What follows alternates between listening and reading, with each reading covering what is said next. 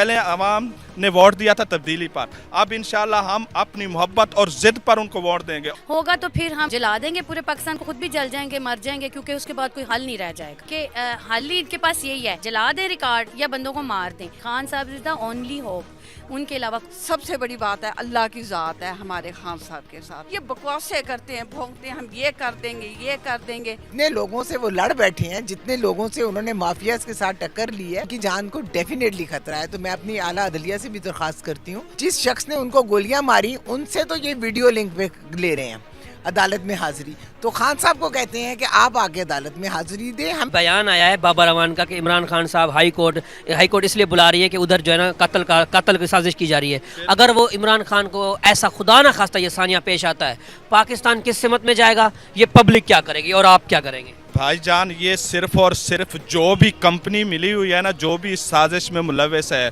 वो सिर्फ और सिर्फ खाना जंगी चाह रहे हैं। पाकिस्तान को बर्बाद करने पर तुले हुए हैं वो लोग।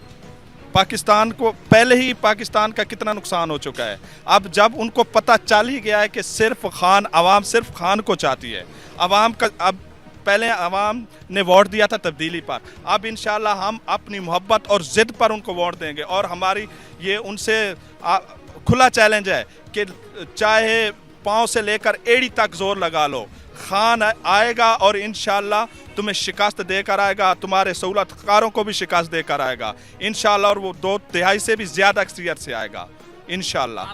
अभी खबर आई है बाबर अवान साहब ने कहा है कि इमरान खान साहब को जो अदालत है ना, वो अगेन एंड अगेन इसलिए बुलाती है, हाई कोर्ट में इमरान खान को बुलाकर कत्ल कर दिया जाएगा, ये साजिश की जा रही है। क्या कहना चाहेंगे आप? जी ऐसे ही है, ज़ाहिर बात है, साजिशें तो हैं, बैरूनी भी अंदरूनी भी, हर तरफ से साजिशें ही तो हैं खान साहब के लिए, और है क्या।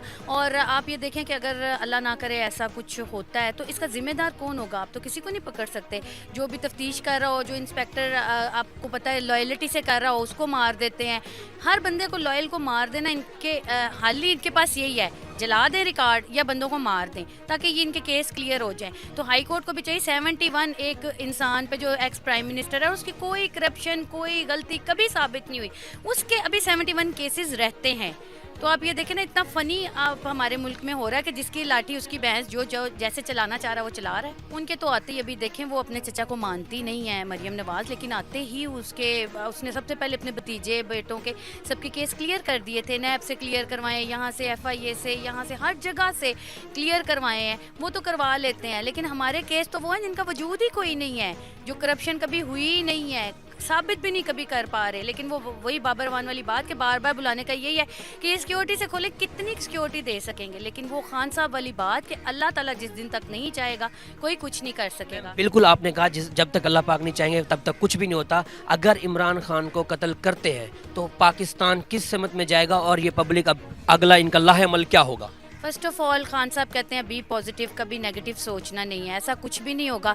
होगा तो फिर हम जला देंगे पूरे पाकिस्तान को, खुद भी जल जाएंगे, मर जाएंगे, क्योंकि उसके बाद कोई हल नहीं रह जाएगा, कोई फ्यूचर नहीं, पाकिस्तान ख़त्म हो जाएगा। वो उसके बाद हमें कोई उम्मीद भी नहीं रहेगी। इस इंसान के अलावा तो कोई उम्मीद होती है ना कि ये इसके बाद ये होगा, या इसका कुछ इसके साथ हम इसको खड़ा कर दें कि ये पाकिस्तान को चला सकेगा। नहीं, खान साहब इज़ द ओनली होप, उनके अलावा। सबसे पहले ये बात, ये जो सीन की है ना, गलत सोच, घटिया सोच, गलत इरादे, गंदों ने गंदा ही सोचना है, गलत जो होगा उसने गलत ही सोचना है। और ये जो सी इनकी सोच है ना, इनकी कब्रों में ये सारी सोच, इनके ख्यालात और इनकी जैसी उम्मीदें हैं ना, लगा के बैठे, हम खान को ये कर देंगे, ये कर देंगे। सबसे बड़ी बात है अल्लाह की ज़ात है हमारे खान साहब के साथ। अल्लाह हमेशा हक और सच का साथ देने वालों के साथ उनके ऊपर अपनी रहमत के साए रखता है, फरिश्ते भेज देता है। जंग बदर में क्या हुआ था नबी पाक सल्लल्लाहु अलैहि वसल्लम के साथ? 313 थे सिर्फ मुसलमान जो लश्कर लेकर निकले थे, तो अल्लाह ताला ने कैसी फतह दी थी।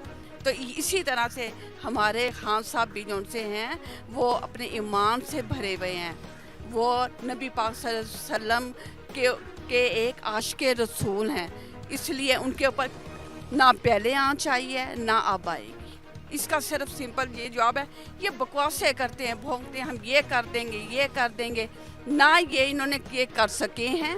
ठीक है, थोड़ी सी ये तकलीफ़ तो आई है, वो तो बर्दाश्त से बाहर है।